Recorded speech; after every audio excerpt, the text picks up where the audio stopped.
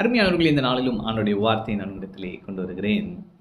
தேவன் யுத்தத்தில் வல்லவர் இல்லைங்களா? யாத்ராகமத்தில் பாருங்க, 15ஆம் அதிகாரத்தில் 1ஆம் வசனம். அப்பொழுது மோசேயும் இஸ்ரவேல் புத்திரரும் கர்த்தரை புகழ்ந்து பாடின பாட்டு, கர்த்தரை பாடுவேன், அவர் மகிமையாய் வெற்றி சிறந்தார், குதிரையையும் குதிரை வீரனையும் கடலிலே தள்ளினார்.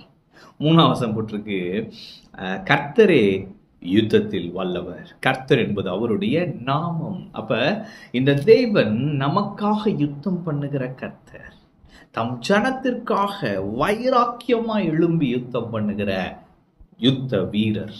இன்றைக்கு நான் சொல்லுகிறேன், உங்களுக்காக யுத்தம் பண்ணுகிற கர்த்தர் உண்டு. நீங்க சோர்ந்து போகாதீங்க.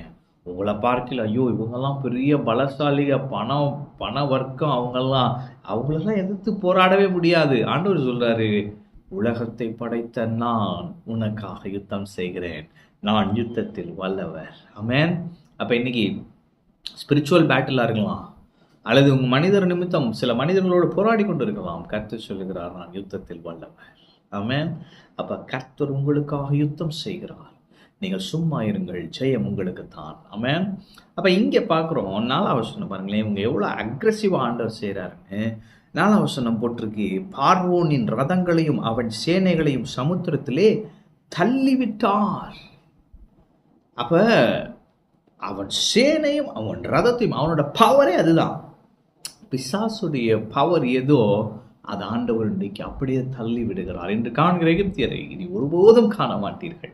அதான் தள்ளி விட்டான்றப்ப அடுத்து பாருங்க, அவர்கள் பிரேதங்களாக இருக்கிறதை இஸ்ரவேல் ஜனங்கள் கண்டார்கள் என்று வசனம் சொல்கிறது. அப்ப இன்னைக்கு நான் சொல்லுகிறேன், பிசாசு உங்களுக்கு விரோதமாக யூஸ் பண்ற சில பிரச்சனை இருக்குல்ல, அதை தேவன் என்று அப்படியே தள்ளி விடுகிறார், அப்புறப்படுத்தி விடுகிறார். அடுத்து 6ஆம் வசனம் பாருங்களேன், கர்த்தாவை உம்முடைய வலதுகரம் பலத்தினால் மகத்துவம் சிறந்திருக்கிறது, கர்த்தாவை உம்முடைய வலதுகரம் பகைஞனை நொறுக்கி விட்டது.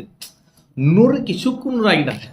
அப்ப கர்த்தருடைய வலதுகரம், அவருடைய பலன், அவருடைய பவர் இன்னைக்கு உங்க வாழ்க்கையில, உங்க சூழ்நிலையில வெளிப்பட போகிறது.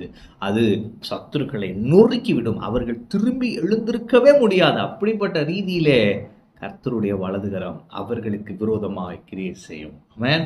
அடுத்து 7ஆம் வசனம் பார்த்தீங்கன்னா, அதுல போட்டிருக்கோம், உமக்கு விரோதமாய் எழும்பினவர்களை உமது முக்கியத்தின் மகத்துவத்தினாலே நிர்மூலமாக்கினீர்.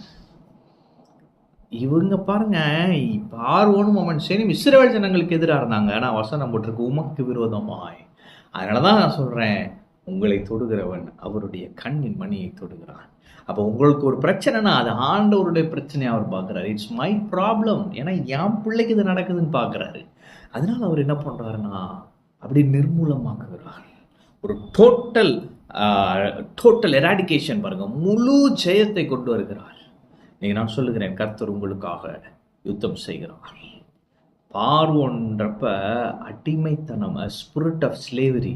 ஒருவேளை அடிமைத்தனத்தோடு இருக்கிறீங்களா? இந்த கர்த்தர் உங்களை விடுதலையாக்குகிறார். யுத்தத்தில் வல்ல தேவன், யுத்தத்தில் வல்லவர், அவர் இன்று உங்களை விடுதலையாக்கி உங்களுக்கு தேவையான வெற்றியை தருவார். இனி அந்த பிரச்சனை தலை தூக்காது. இன்று காண்கிற எகிப்தியரை இனி ஒருபோதும் காண மாட்டீர்கள். கர்த்தருடைய வலது கரத்தின் மகத்துவத்தை இன்று உங்க சூழ்நிலையில பார்ப்பீங்க. பெரிய ஜெயம் இன்று உங்களுக்கு உண்டு. ஆமென். கர்த்தர் உங்களோடு இருக்கிறார். கர்த்தர் உங்களை ஆசீர்வதிப்பார்.